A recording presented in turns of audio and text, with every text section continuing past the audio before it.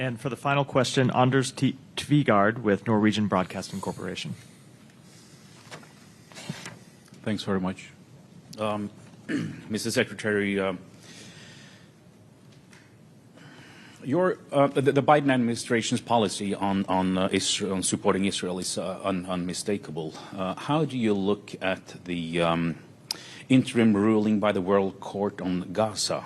And if I may, you talked about Congress and the funds. What message does this send about U.S. leadership when your administration cannot or won't hold words or promises? I mean, you cannot fulfill them by action. And Mr. Secretary General, Mr. Stoltenberg, you have now repeatedly warned about saying that China is watching the discussions over here about arming Ukraine. How does this play out? How will China use this? Thank you.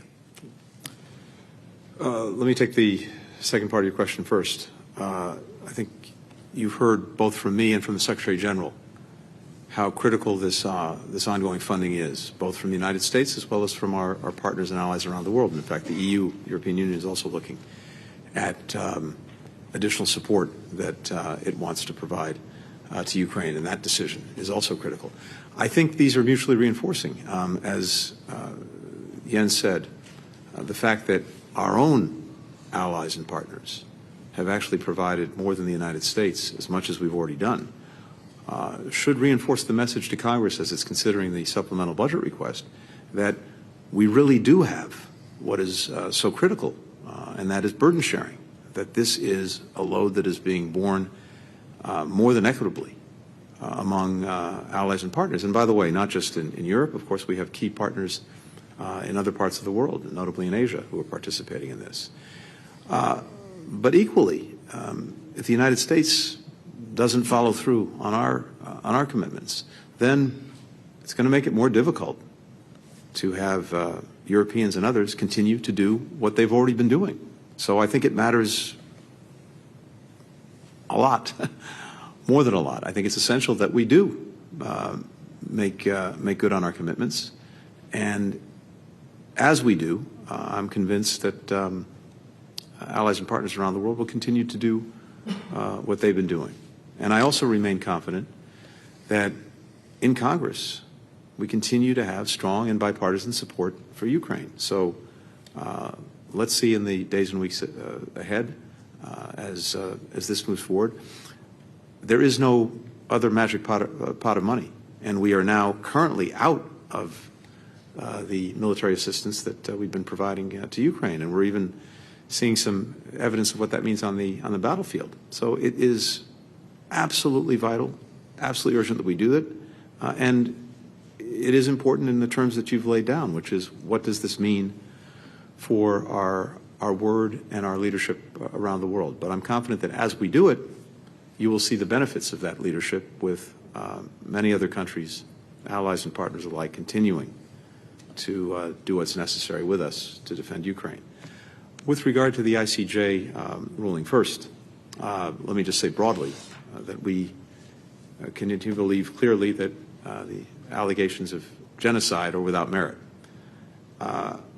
We have consistently made clear to Israel, going back to the early days, the imperative of taking every possible step to protect civilian life, to get humanitarian assistance to those who need it, and also to address dehumanizing rhetoric that we've heard from some individuals. The court in this decision agreed with that.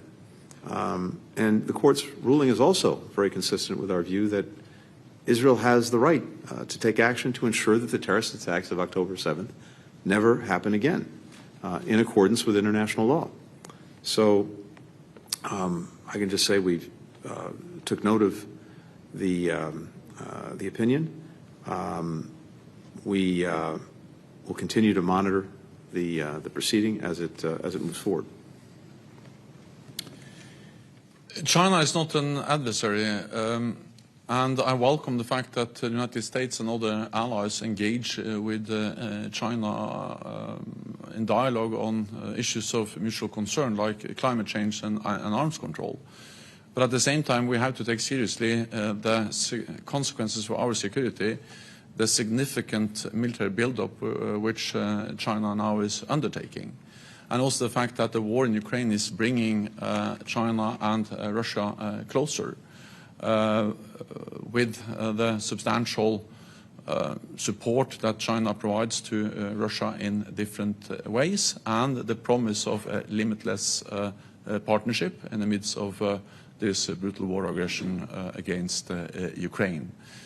Of course, the size of the Chinese economy, the significant military buildup, all of that is a challenge for all NATO allies, also for the United States.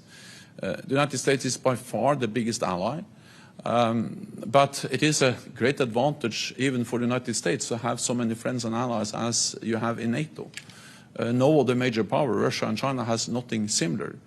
The US represents 25% of the world's GDP, but together with NATO allies, we represent 50% of the world's GDP and 50% of the world's military might.